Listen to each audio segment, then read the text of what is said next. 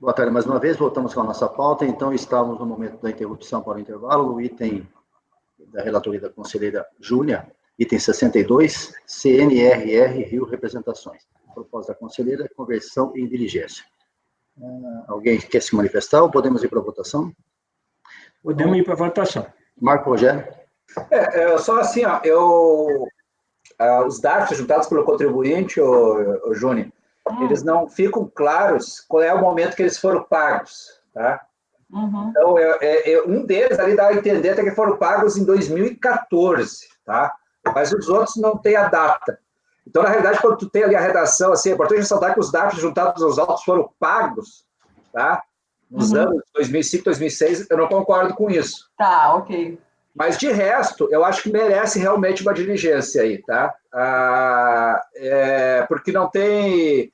A decisão do DRJ não aprofundou muito, e o contribuinte ele entrou com uma solicitação realmente de revisão lá, e parece que o troço está pendente lá na PFN, né? Então, então, por isso que ele extraiu a informação, continua a dívida ativa, mas ele entrou com o pedido, como ele trouxe. Eu acho que merece, concordo integralmente. Só não concordo com essa frase aí, né? Não, eu posso tirar, porque, na verdade, até a conclusão, eu peço que ela se manifeste sobre os DARFs, né? Então, eu tiro, não tem problema. Fica claro que no momento que eles foram pagos, só isso.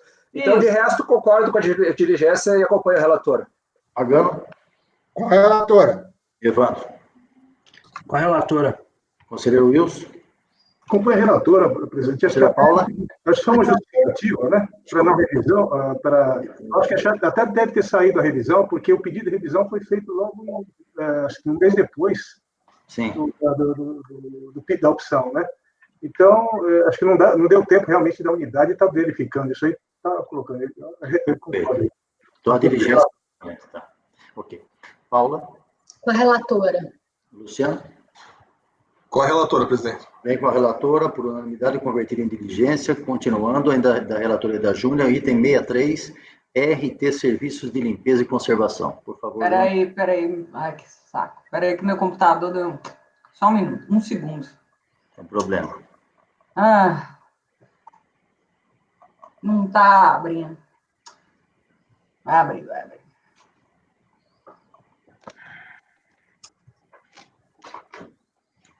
Pronto, peraí. Acho que vocês podem ir na pasta T aí, de repente vocês já conseguem abrir, eu é que não estou conseguindo. RT Serviço de Limpeza.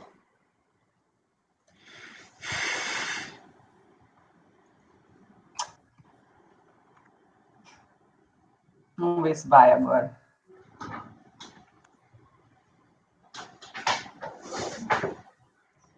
Sicone, meu computador deu... Se você quiser passar para outro, então, meu computador travou aqui. Vamos fazer o seguinte, então suspendemos esse processo, 63, 64. Os outros são meus também, o diabo é isso. Não, vamos para o item 67, que é a relatoria do Luciano. Luciano, por favor, você tem o voto disponível aí? SV Metalúrgico Limitado.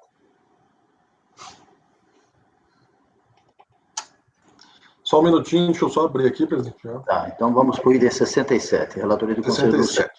Tá bom? Isso, já... Relatório e voto, por favor. Tá.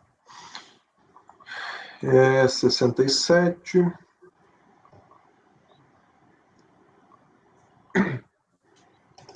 Perfeito, SV, metalúrgica. É um recurso voluntário interposto em virtude da decisão da RJ.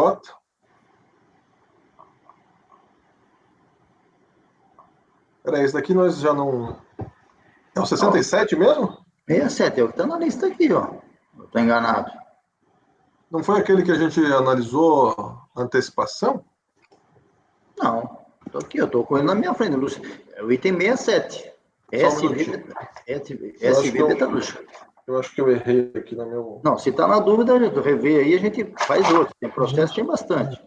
Então, podemos passar para o próximo, presidente? Daí o 67, eu fiz um relatóriozinho pequeno aqui, acho que eu errei. O próximo que você fala é seu mesmo, 70? Isso. Então vamos fazer o 70. Oi? Daí a hora que a Júlia puder voltar, eu posso fazer os meus, aí eu só dou uma revisadinha aqui. Tá bom, então item 70, é possível fazer esse? Sim, deixa eu ver. Laboratório de Análises Clínicas. Então, Isso, retificando o item 70. Perfeito. Laboratório de Análises Clínicas, item 70. Perfeito.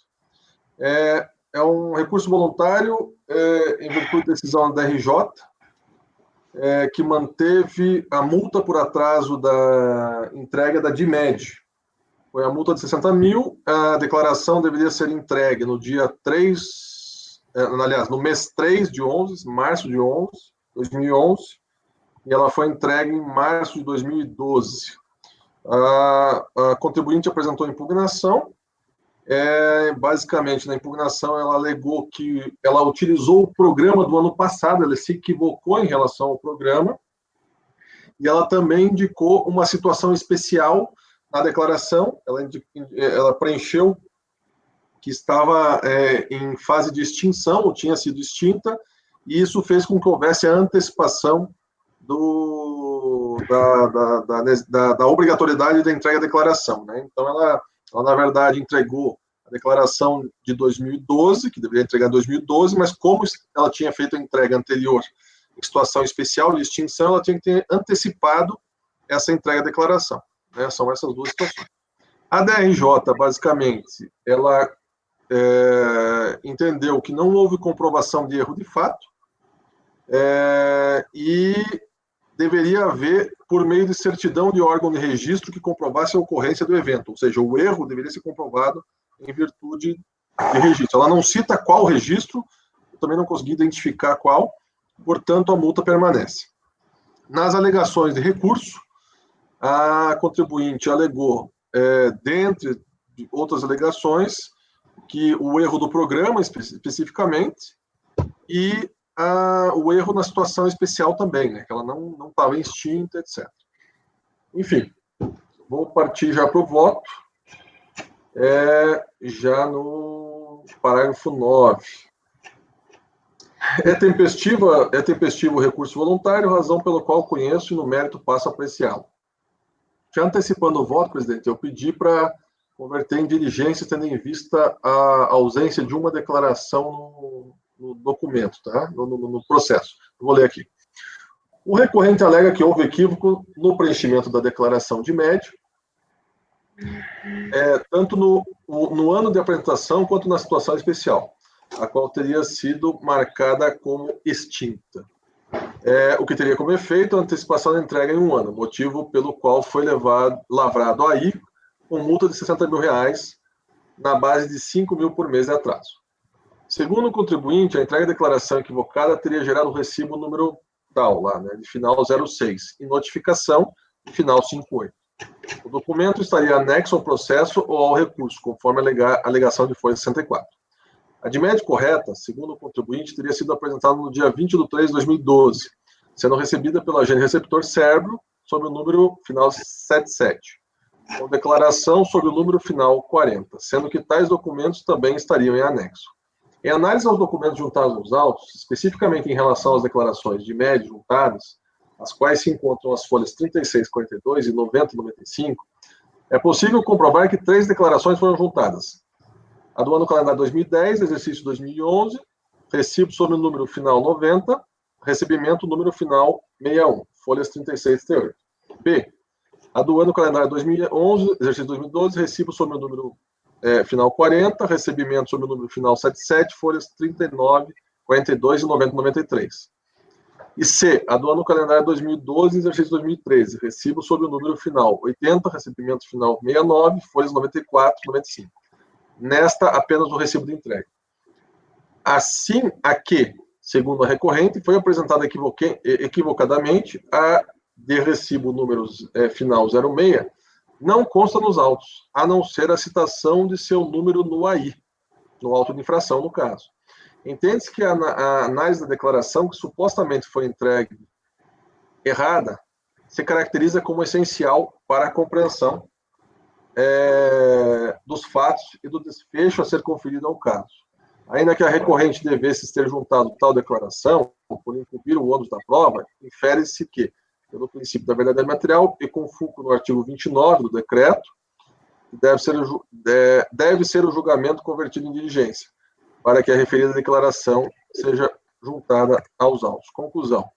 Diante do exposto, voto no sentido de converter o julgamento em diligências, retornando os autos ao lugar de origem, para que se junte aos autos a declaração de MED e seu respectivo recibo, de número final 06, os quais o recorrente alega estar em situação especial de extinção, de forma que a análise dos fatos possa ser feita de maneira completa, sem prejuízo da autoridade fiscal, poder realizar qualquer outro procedimento fiscalizatórios que entender necessário, inclusive de intimação do contribuinte ou outros que apresentem documentos ou informações.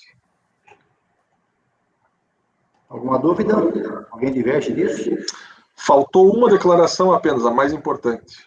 Tá. Mas não foi Luciano, não foi o lançamento em cima de uma declaração só atrasada? Foi bem essa que causou o problema aí, né? Mas o contribuinte, por que as outras, então? Por que tu menciona tanto que faltou uma? É que ele queria demonstrar o erro dele, né? Ele queria demonstrar a habitualidade de entregar no prazo, certo? Isso, exatamente. Eu acho, Marcos, desculpa, Luciano, não é porque a de 2000, ele errou, em vez de colocar 2012, ele colocou 2011, então ele não queria demonstrar que a 2011 era diferente e que ele, de fato, entregou a de 2012, só que com esse erro material aí. Ah, entendi agora, ficou mais claro. Eu não sei se ele quis fazer isso, mas o que está faltando é bem essa que ele entregou errado, declarando a extinção, né? Ele estava extinto. É porque, como ele está alegando, né, que a declaração, houve um erro material, que ele redigiu lá 2011, que foi entregue, inclusive, 10 dias antes do prazo final, e depois ele entregou novamente, só que fora do prazo, mais com a correção, eu acho que ele anexou as anteriores para poder demonstrar que ele não tinha, que a de 2011 era diferente, sabe? Que, de fato, aquela é a de 2012. Eu entendi isso dessa forma. Pode ser. Estou tentando ver aqui também, não achei as outras, estou procurando aqui. Bom, pessoal, vocês acham que precisa analisar mais alguma coisa ou concordam com a diligência? A questão é se concordar com a diligência ou já se posicionar determinativamente, presidente, só isso. Sim, e aí? A princípio, assim, entender o porquê do pedido de diligência, tá? O contribuinte alega uma coisa. E aí ele quer a declaração que o relator quer, a de MED, é justamente a que gerou a multa, né? A princípio, ele disse que entregou em atraso. Ele entregou em atraso. E então essa não teria fisicamente nos autos. Isso. Olha, dá uma olhadinha na página 27 do recurso voluntário. Não é essa a declaração? Tá pequenininha a letra, mas eu estou tentando ver aqui. Deixa eu dar uma olhada, só um minutinho, por favor. 70. Qual que é as folhas? Folha 27, 28, que é o ano base 2012 que ele está dizendo.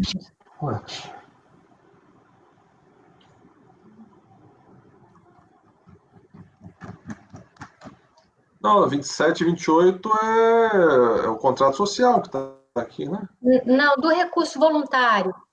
Abre o recurso voluntário, tá. Essa do recurso voluntário, e olha na página 27 do recurso voluntário. Combinado. Está falando da declaração do calendário 2010, né? Essa está faltando. Isso. Mas será que é necessária de 2010? Porque ele foi multado por entregar o exercício de 2012 ano calendário de 2011. É exatamente essa que está aqui. Luciano, ela está na página 43, 35 a 42. Espera aí, gente, vamos só falar do... Vocês estão falando de qual folha? Vamos falar da folha do processo, senão eu não consigo... 35 a 42 do processo. Isso, ali tem documentos comprobatórios, outros diversos. Essa eu coloquei. Ano calendário 2010, exercício 2011, né?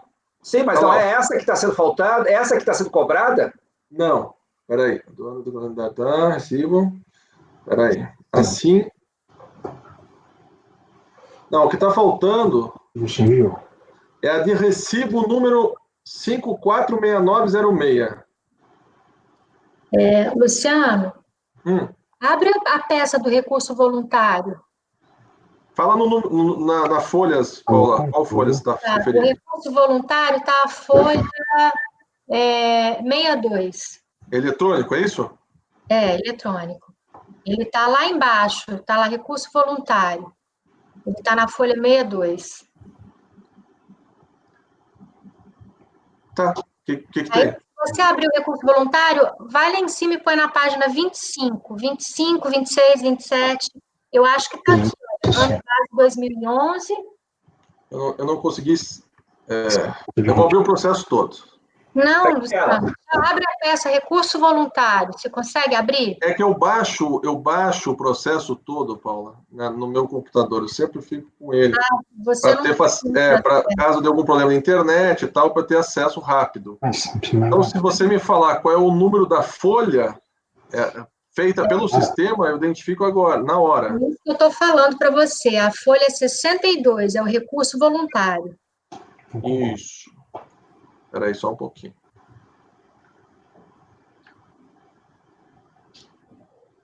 Tá, tô aqui na folha 62. Isso. Aí, se você for para baixo, deixa eu pôr aqui 62 mais 25. Se você for, então, para a página 87, porque se você continuar aí descendo no recurso voluntário, certo, você vai ver, olha, a data de entrega da declaração do ano calendário de 2011. Eu acho que ela está aqui, ó. Ó, na minha página 87, folha 87, está lá o Relação Anual de Informações Sociais, RAIS. RAIS. Peraí, não, tem uma de média aqui, que está na... Sobe 2 páginas, por favor. Tá. Aqui. A de média 2011. Isso, não é essa que estava faltando? Aí vamos descer um pouquinho. Não, essa daqui é só uma... Esse daqui é um extrato, né, do ECAC. Olha aqui, ó, ECAC, Centro Virtual de Atendimento.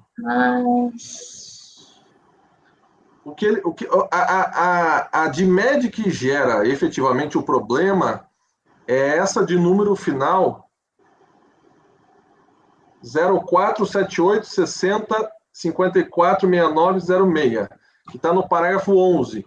É o último número em negrito do parágrafo 11. A de recibo número tal. Eu procurei nos autos e não consegui encontrá-la.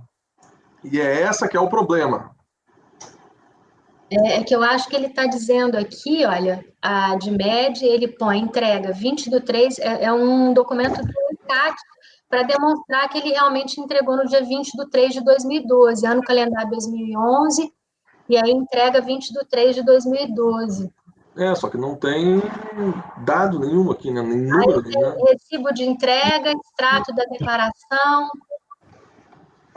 Aonde você está vendo o recibo de entrega? Olha, de novo, se você for, deixa eu pôr aqui na página 62 mais 29, para eu te dar a página, 62, 29, página 91. Não, a 91 tem outra, peraí.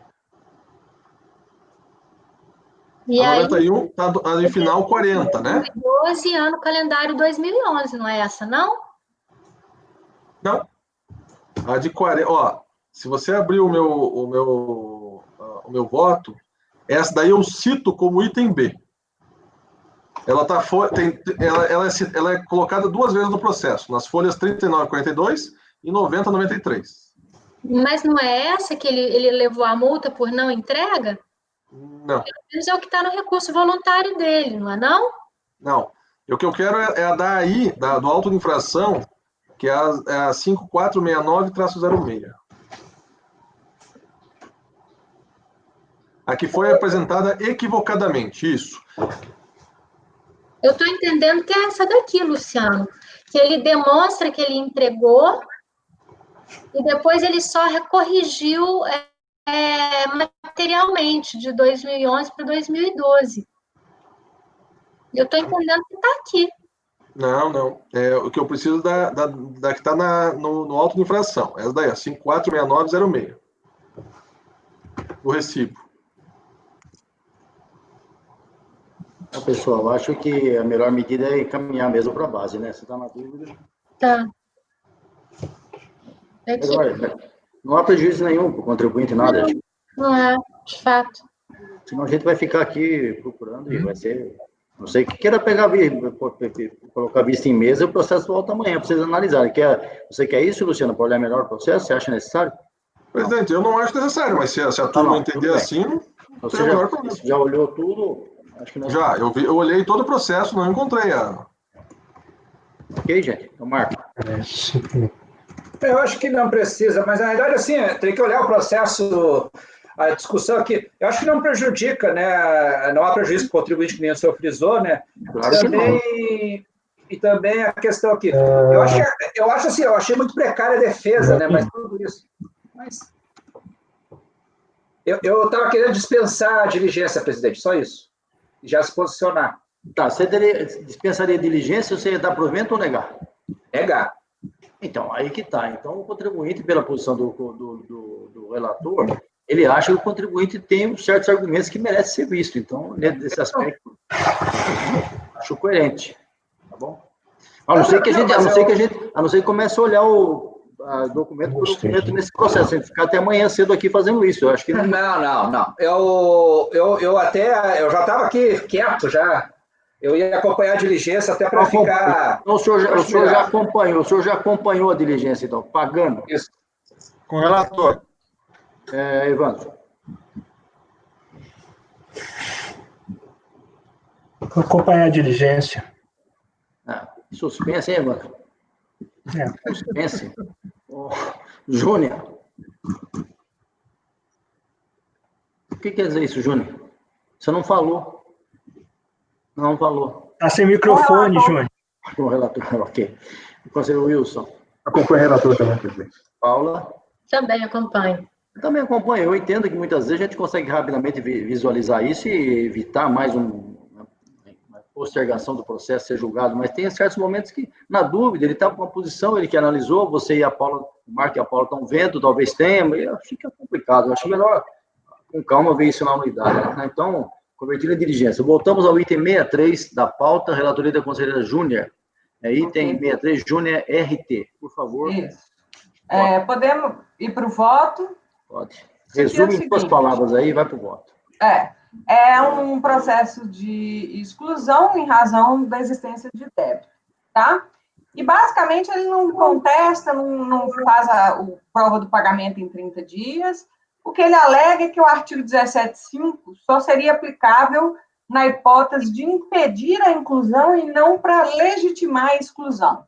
Então, eu nego, falo que, inclusive, existe a exclusão de ofício nessa situação, né? Quando existe débito. Cito os artigos, cito jurisprudência do CARF nesse sentido, e jurisprudência do STJ também, tá? Que a existência de débito cuja exigibilidade não está suspensa é hipótese de exclusão também. E aí, no item 2 da defesa dele, ele alega, sem trazer nenhuma prova, que não foi permitido a ele, que ele não conseguiu entrar no site para pedir parcelamento desses débitos. E aí, simplesmente alega. Eu trouxe eu peguei o perguntas e respostas, onde tem passo a passo de como é que seria esse pedido de parcelamento. Está aí, item 19 do perguntas e respostas. Como que seria feito, né, o procedimento. A outra alegação dele é de que o débito em si estaria com a exigibilidade suspensa em razão dessa impugnação que ele apresentou aqui no processo de exclusão. E aí, para essa argumentação, eu estou alegando a súmula 77 do CARF, né? Pelo menos o racional dela é que a possibilidade de discussão administrativa do ato declaratório executivo de exclusão do Simples não impede o lançamento de ofício dos créditos tributários, o que prova que o simples fato de você impugnar o ato de exclusão não suspende a exigibilidade do crédito, até porque seria um contrassenso. E, por último, a alegação de ofensa aos princípios constitucionais de livre concorrência e isonomia, eu alego súmula CARF número 2, e concluo negando provimento ao recurso.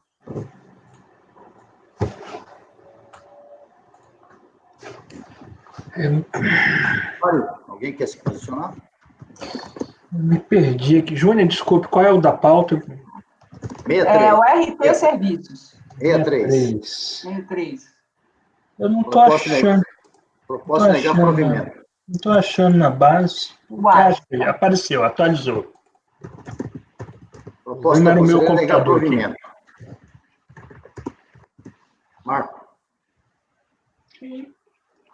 Acompanhe, presidente. Pagano. Acompanha. Evandro, conseguiu ver? Consegui. Acompanho. Wilson. Acompanha. Até porque eu não posso botar contra a súmula, né? Paula. Acompanho. Luciano. Acompanha o relatório. Também acompanho. Negado provimento, julgamento encerrado. O item 64, na sequência, Ana Janete Krieger. Ainda a relatoria da... Ana Janete. Tomara que não dê pau aqui de novo.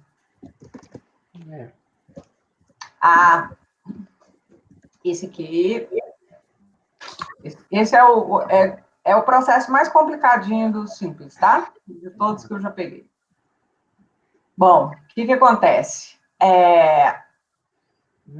Ela fazia venda no contrato social, tá assim, venda de espaço publicitário, jornais, fotografia e diagramação, tá? E aí, de acordo com a informação fiscal da Secate de Foz do Iguaçu, essas atividades elas seriam similares à de produtor de espetáculo, corretagem ou apresentação de serviços públicos.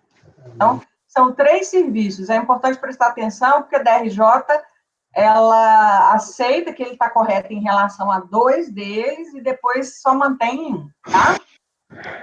Aí ela apresenta aí a manifestação de inconformidade, falando que o serviço de organização do seminário, que era só para filmagem do seminário, que, portanto, não se qualificaria como diretor ou produtor de espetáculo.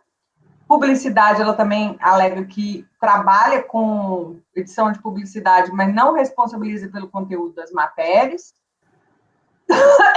O serviço de fotografia, ela fala que não pode ser considerada atividade publicitária. E quanto ao serviço de editoração e diagramação, alega que foi contratada para executar o serviço de editoração de dados e distribuição de texto, com fotos e informações. E que é habilitada a fazer editoração e impressão e que utilizou erroneamente a palavra diagramação. Bom, e falou, por fim, que o fato de constar no contrato, no seu objeto social, não exerceu de forma alguma a agência de publicidade ou propaganda. Aí, em 21 de maio de 2008, a Delegacia da Receita Federal de Curitiba negou provimento à manifestação de inconformidade. Mas é interessante ler a ementa pelo seguinte: em relação ao serviço de agenciamento e locação de espaços publicitários, que ela entendeu, a pessoa jurídica que exerce a atividade de agenciamento e locação de espaços publicitários mediante o recebimento de comissões está impedida de optar pelo Simples por prestar serviço de corretor. Essa foi a decisão. Então, nesse caso, ela manteve. Em relação à organização de congressos e eventos, ela admitiu a permanência no Simples e, no caso do serviço de fotografia e de gravação, também permitiu. Tá? E aí falou da retroatividade. O recurso, a contribuinte alega basicamente a mesma coisa. Tá? Então, vamos para o voto. Conforme se verifica pela informação fiscal Secate, DRF, FOS, que fundamentou o ato declaratório, a motivação do referido ato foi a seguinte, aspas, a empresa está inscrita no Simples desde 22/1/2001 e, em princípio, pelas informações fornecidas pela Secretaria da Receita Federal para fins cadastrais, não pôde evidenciar a infração à legislação que disciplina a sistemática do Simples. O Código de Atividade Econômica Informada, KINAI tal, relativo ao comércio varejista de artigos fotográficos e cinematográficos, não se enquadra nas vedações do artigo 1. As atividades constantes do contrato social, agência de publicidade e propaganda, outros serviços, estúdio fotográfico, são impeditivas à permanência no Simples. Entretanto, a possibilidade de permanência no Simples fica condicionada ao exercício tão somente das atividades não vedadas. O que veda sua adesão ao sistema ou obriga a pessoa jurídica a dele excluir-se é o exercício de qualquer uma das atividades impeditivas constantes do contrato social, independente da participação percentual das receitas provenientes dessa atividade. Também não pode optar pelo simples, pessoa jurídica que obtiver receita de atividade impeditiva em qualquer montante.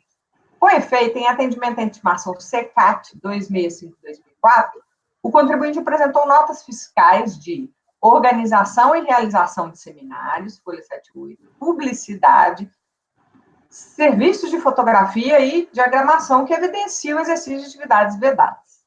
Inicialmente, para o entendimento da questão, reportamos-nos ao disposto em alguns dos incisos do artigo 9º da Lei 9.317, de 96, que tratam especificamente das vedações aos simples.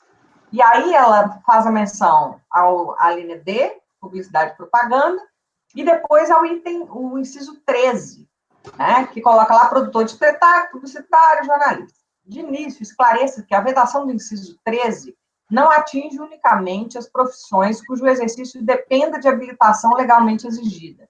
Primeiramente, o dispositivo prevê uma lista específica de ocupações que impedem a opção ao simples.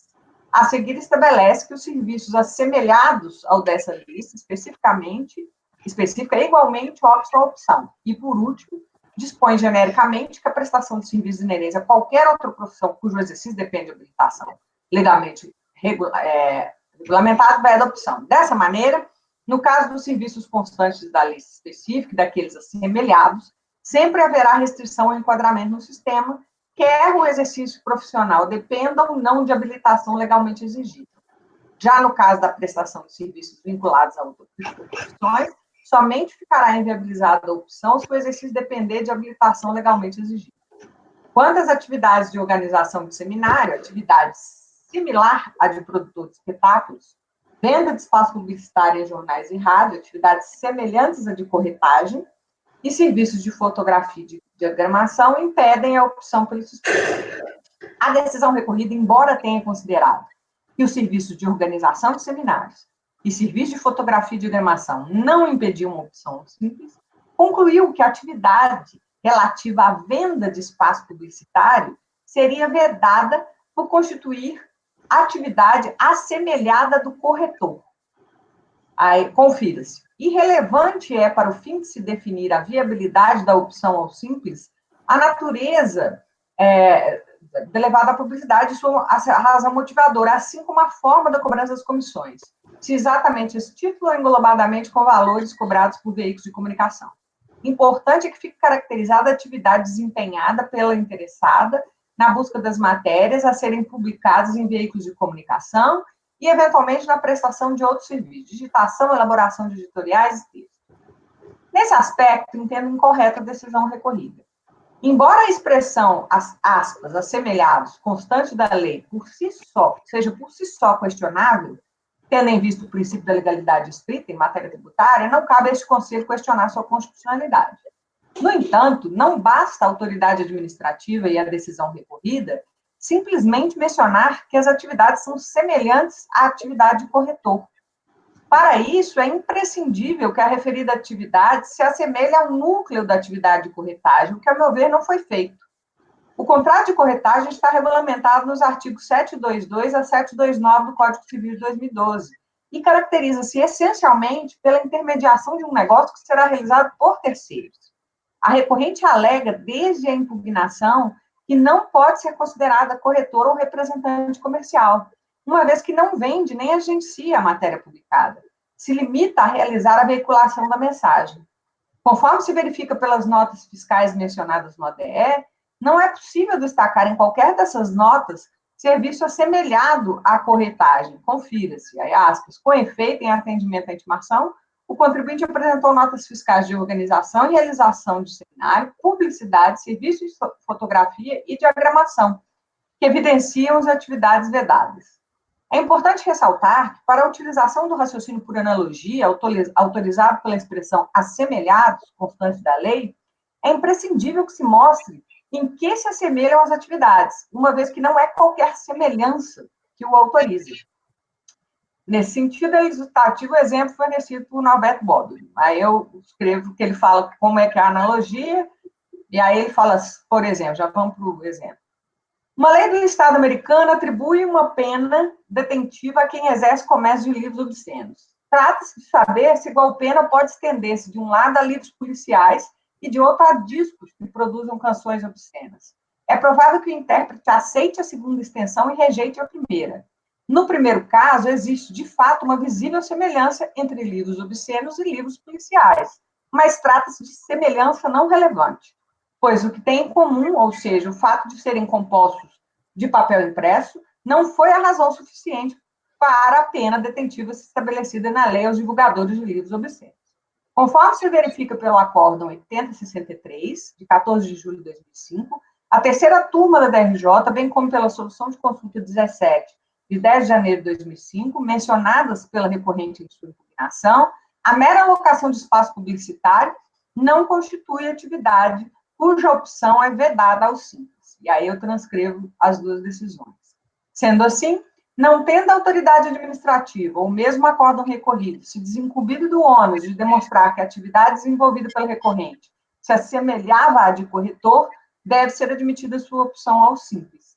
Em face do exposto, dou provimento ao recurso.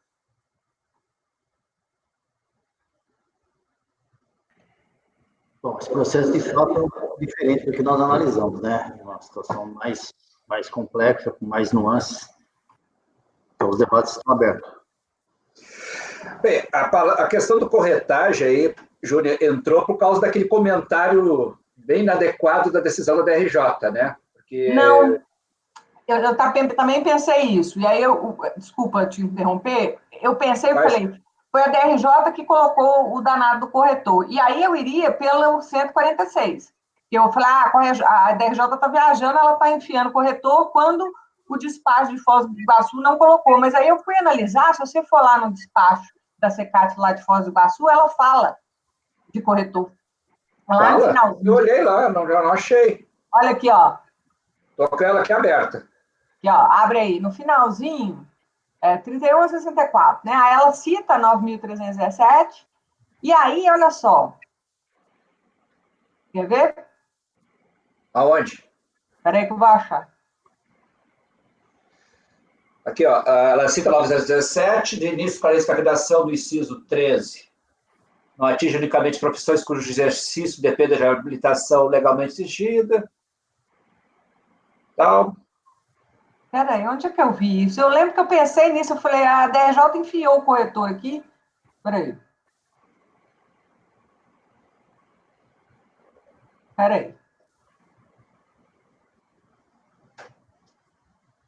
Vou voltar lá para cima. Só um minutinho. Esse é o ADE. O ADE. O ADE? Estou abrindo.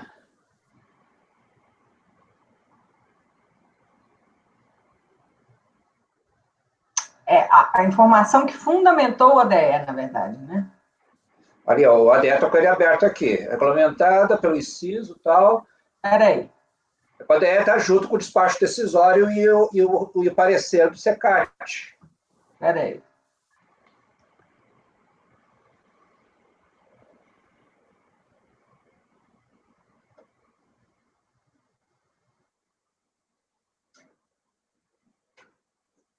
Com efeito, atendimento à intimação, o contribuinte trouxe as notas fiscais tais.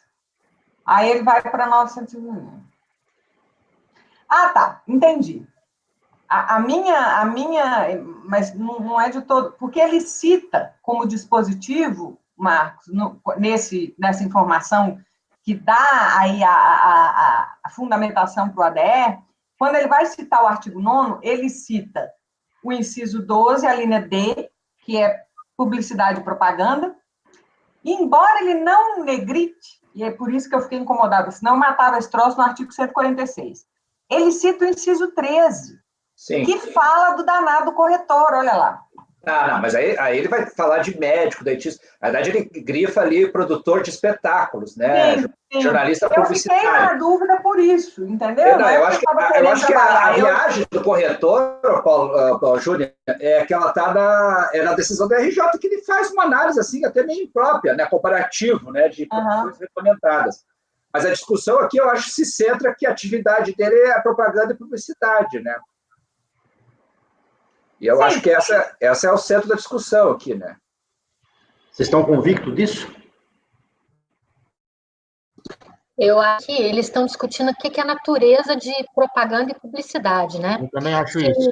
propaganda e publicidade refere-se à venda de espaço publicitário ou mesmo elaboração de peças. Mas aí, então, desculpa, a decisão da DRJ, então, está com um problema sério, porque ela tem até que reler que ela exclui a questão de publicidade e traz a corretagem. Não. Eu acho que a corretagem é que ela fez um comparativo só. Tá? Eu olhei aqui, pelo que eu li aqui, ela só fez uma ilação com a corretagem, assim, ó, com relação a. Olha só, onde a DRJ cita, ó, com relação à atividade de venda de espaço publicitário em jornais e rádios, verifica-se que os serviços de agenciamento e locação do espaço publicitário são atividades típicas da profissão de corretor. Sim. Tá? Mas ela, hoje, profissional assemelhado e também de profissional assemelhado a representante comercial. Ela fala de corretor, ela sai do negócio de publicidade e vai para corretagem.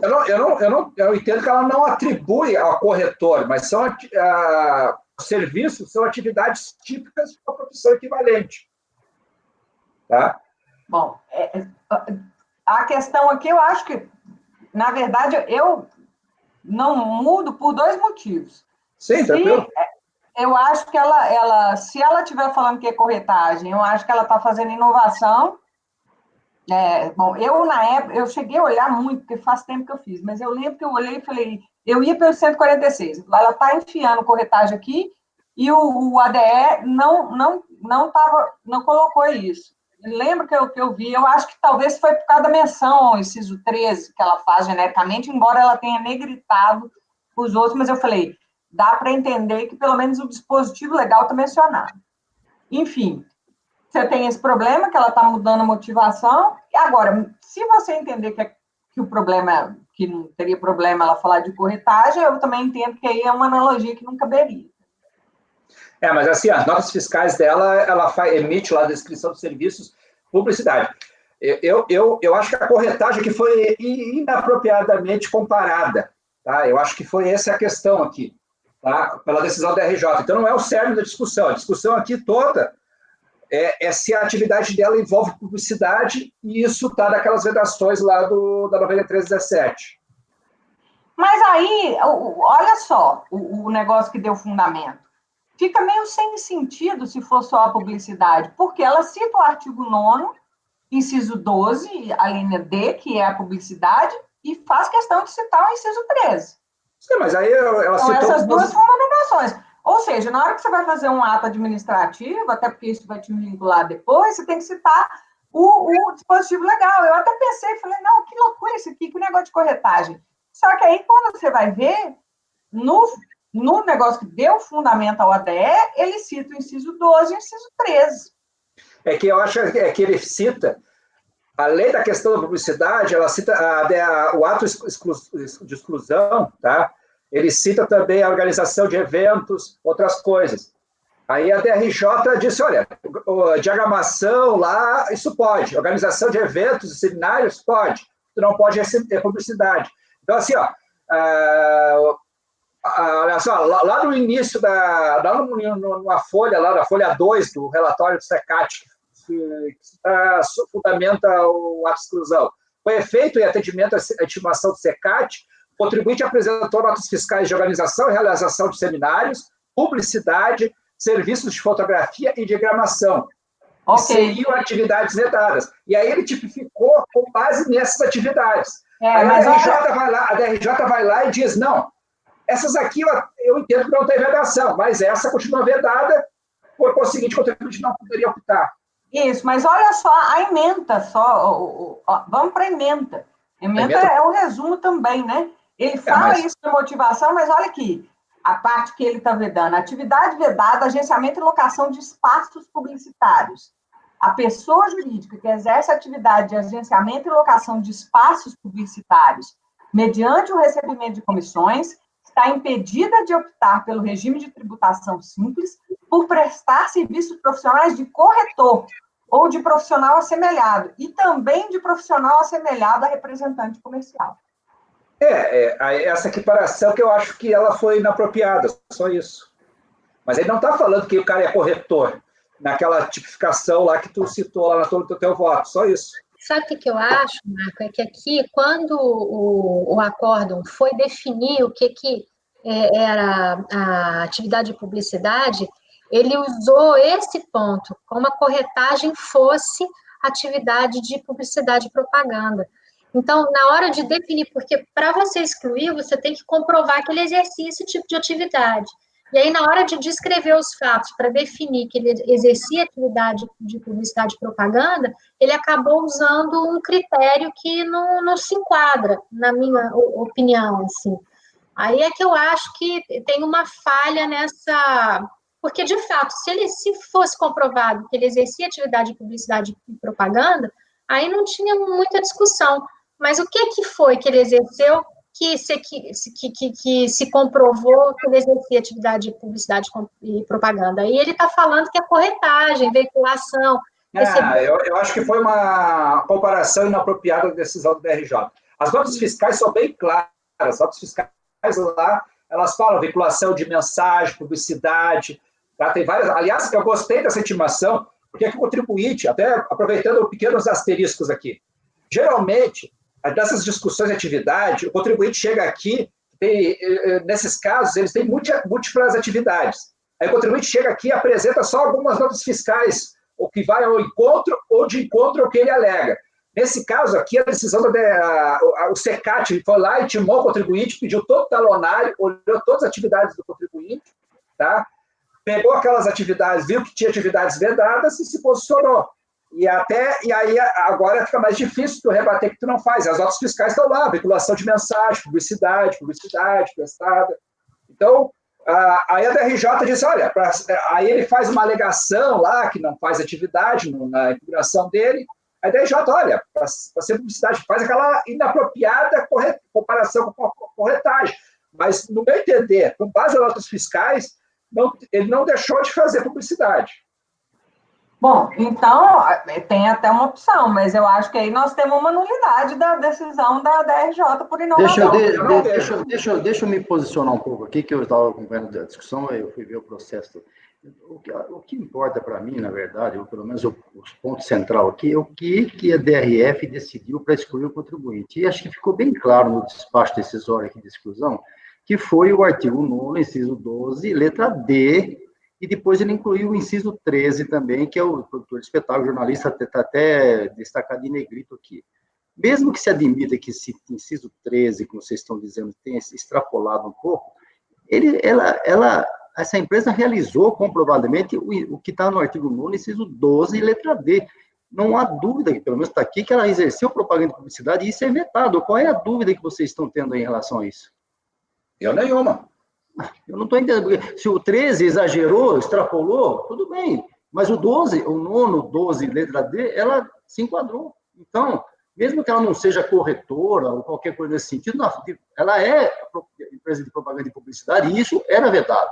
Isso está aqui, isso está no despacho decisório, lá no ato declaratório do SECAT. Então, só para completar, se a DRJ avançou um pouco a mais ou a menos, o que importa para mim é que está aqui, ó, no 12D, ela exercia essa atividade e era vedada. Então, agora, então, vamos já que nós vamos sair, então, da decisão da DRJ, vou para o despacho. Eu não entendo que a mera alocação do espaço publicitário, que me parece que é o que demonstra, né, o ato lá de exclusão, ou que deu fundamento ao ato de exclusão, que isso aqui se identifique com o serviço de publicidade, não. Aí já começa o lado subjetivo da história, né? Coisa. Você tem uma elaboração de toda um serviço, inclusive intelectual. Sim. Entendeu? Aí você fala, não, eu vou abrir um espaço aqui no meu site, você me paga tanto. Entendeu? Seria a mesma coisa que se falar, o Facebook presta serviço de publicidade. Não sei, eu acho que não. Mas tem uma nota. Tem o quê? Você tem um espaço que é dele, que você paga, e aí você vai tipificar lá. Agora, quem faz a publicidade é outra coisa. Então, eu só estou argumentando, eu fui porque a DRJ fez essa inovação, e eu não sei porque, eu acho que é porque o despacho menciona o inciso 13. Isso, é claro que foi por isso. Claro que foi por isso. Agora, estou vendo aqui as notas, Júnior, eu concordo que, assim, a princípio, só alocação de espaço, não sei se teria toda essa conotação, mas estou vendo algumas notas aqui, está escrito aqui, ó, veiculação de mensagem de interesse da prefeitura, do município de Pato Branco, sei lá que cidade que é, depois tem outra aqui, mensagem, elaboração de programa, não sei o que, para a prefeitura, depois está aqui, veiculação de mensagem de interesse da prefeitura do município, outra aqui, serviço fotográfico para a Secretaria de Educação, de Cultura, do dia do professor, da criança, não sei o quê, ou seja, não é só a alocação de espaço que está aqui.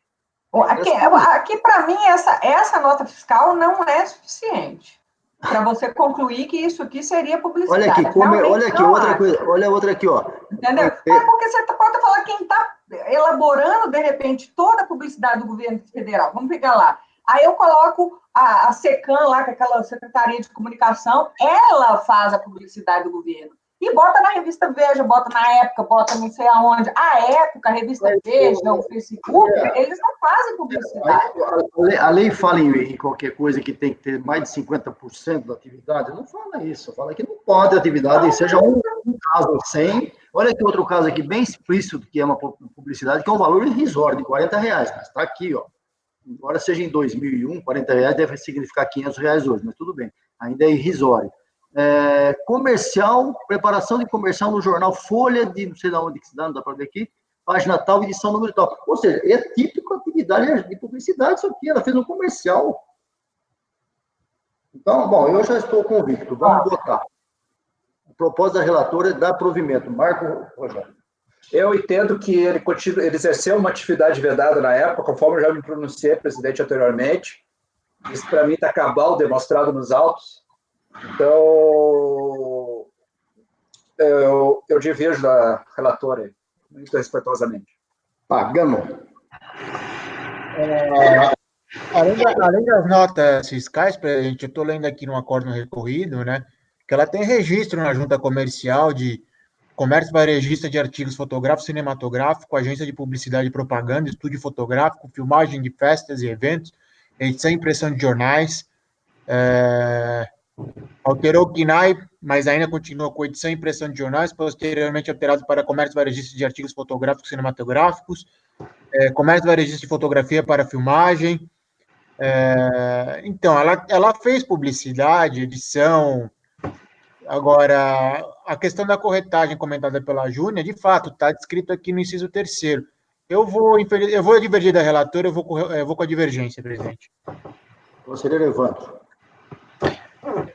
Para mim está claro que ela exerce uma atividade vedada. É claro que aquela comparação que o acordo da RJ fez trouxe confusão. Completamente desnecessário, né? Eu vou acompanhar a divergência. Conselheiro Wilson. Pelas notas fiscais aqui, eu também não estou com dúvida não que ela exerce essa atividade que é vedada, né, de publicidade. Acho que só infeliz foi a DRJ, infelizmente, mas eu acho que não foi comparação, não. Eu acho que foi assim. Ele quis fazer uma explicação, porque, inclusive, o profissional de corretor está no inciso 13. Avançou demais. Mas, na verdade, assim, a ideia que entendo que a DRJ queria passar é o seguinte: se ele tinha uma propaganda que iria ser exercida em algum veículo, né?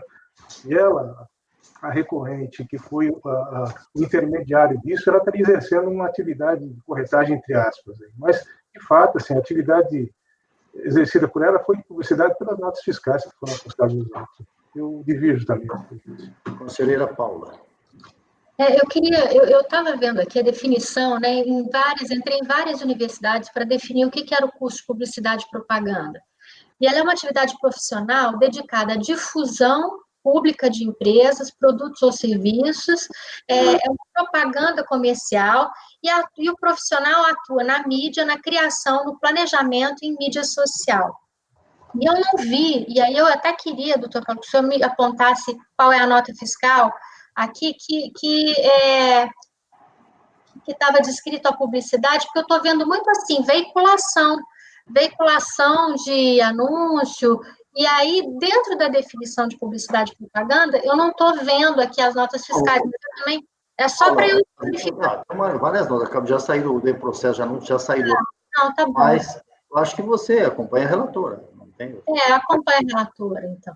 Luciano? Eu vou com a divergência, presidente. Eu também divirjo, embora entenda que a Júlia fez um trabalho excelente de justamente envolver a DRJ, que entendo que passou desnecessariamente do que teria que comentar.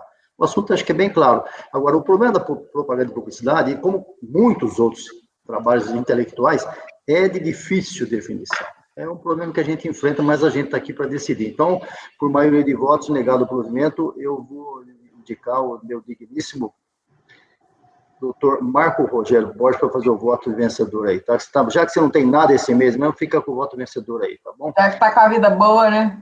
Vida mansa. Só um momentinho, presidente. Deixar claro aqui que uma coisa é os processos para sessão virtual e outros processos de sessão presencial. Eu indiquei a carga horária, só que meus processos, por questão de critério, não entraram na pauta virtual. Só isso. Eu vou abstrair as suas considerações e tratá-las de forma diferente, possivelmente. Quero apenas fazer deixa eu só anotar. Voto vencedor é Marco Rogério mesmo, né? Marco Rogério. Falou um monte de coisa, não adiantou nada. O voto vencedor é o senhor mesmo. E eu acabei de receber Chorou à toa. Não. Eu só me oponho aos fundamentos da designação. Só isso. Chorou à toa. Adiantou nada. Eu acabei de receber um comunicado aqui no e-mail corporativo dos presidentes e vou repassar para vocês. Vocês saibam, isso é bom. CARF duplica a quantidade de processos julgados no primeiro mês de sessões virtuais. Tá bom? Ok? Para que vocês se sintam assim, né? Bem. E por causa disso, eu vou voltar para o último processo do dia e vou parar, porque eu também acho que hoje já cansei. Amanhã a gente continua. Então, vamos fazer o último processo de hoje. A relatoria é da conselheira Júnia ainda, é o item 65, depois voltamos amanhã. Vamos lá, Júnia. Presidente, o 65 e o 66 são simples. O quê? Os dois que são meus, que é 65 e 66, eles são simples, eu acho. Então, faça os dois e encerramos por aí. Tá. 65 e 66, os contribuintes Flávio Daniel e o outro é SAT Topografia. Isso. Pode ir, João. Parece que é simples. Peraí, deixa eu ver que é assim. Pode começar o relatório. Eu acho que no voto já talvez esclareça. Conforme exposto no relatório, trata-se de pedido de indeferimento ao Simples Nacional em razão da existência de débitos com a Fazenda, cuja exigibilidade não estaria suspensa. Em seu recurso, a contribuinte alega que anexa ao processo o comprovante 411, número tal, que somado aos demais pagamentos já alocados, que é 16,70 e o outro de 503, totalizam o valor do débito do DCTF de 932,34, não restando assim débito em aberto. No entanto, o próprio documento juntado às folhas 37 atesta que a relação nele constante não serve como documento de arrecadação. Confira-se. Seguinte, lembrei, a DRJ apontou o seguinte, era IRPJ e CSL, ela aceitou que estava pago mesmo, IRPJ, a CSL falou, olha, está faltando um valor de 500 e poucos reais, o 400, eu não lembro, o 400 é o que tinha pago, está faltando os 500. Ela falou, não, eu paguei os 500 sim. E aí juntou essa tela aqui, ó, que eu reproduzi. Tá vendo? A tela tem lá 503,84, 1 do 8 de 2014, mas não juntou DARF nem nada. Tá? E como já tinha sido reconhecido que a CSL, que ela falou que estava pago, foi reconhecido que estava pago, eu achei que tinha realmente um indício, mas aqui está dizendo, ó, a relação abaixo não serve como comprovante de arrecadação. E aí eu coloquei o seguinte, sendo assim, como o DARF relativo ao recolhimento de 411 não foi junto ao dos autos, bem como o resultado da diligência determinado pela DRJ não identificou o referido pagamento, propõe a conversão em diligência para que a unidade de origem confirme o recolhimento alegado pelo contribuinte, bem como a origem da diferença de 6,61, manifestando-se por meio de relatório conclusivo. É uma questão de fato. Tem uma diferença de R$500, ou seja, em relação ao IRPJ, ela aprovou, e a própria delegacia reconheceu, só que ficou faltando essa outra parte. Então, eu estou entendendo que pelo menos tem um indício que é essa relação aí que eu pus aí. E estou, portanto, propondo a diligência. Após a relatora e conversão em diligência, alguém tem alguma dúvida sobre isso? Estão de acordo? Nenhuma divergência? Então, convertido em diligência, o item 65. Agora vamos para o item 66, o contribuinte é SAT Topografia. Conselheira Júnia.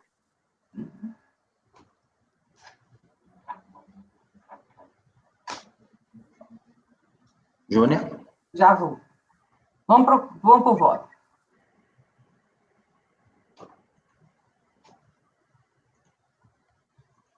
Aqui, preliminar anulidade do ADE em virtude de débitos objeto pedido de compensação anterior. Aí... Ah, não, mentira. Esse aqui não é simples, não. Desculpa. Mas se vocês quiserem, a gente pode ir. Não, deixa para amanhã. Tá? Mas é porque eu pensei que ele era... Não é que ele é difícil, mas enfim. Deixa para amanhã. Tem até uma discussão jurídica aqui. Não, acho que deixa para amanhã. Hoje acho que a gente já fez um bom trabalho. Nós jogamos bastante, eu sei, até o Marco fez uma colocação e eu comentei aqui com vocês agora há pouco, a respeito da pauta, mas a gente tem bastante processo ainda para julgar hoje e amanhã, mas na pauta de quinta-feira é um pouco menor, então nós estamos dentro do contexto, tá? Então vamos encerrar por hoje.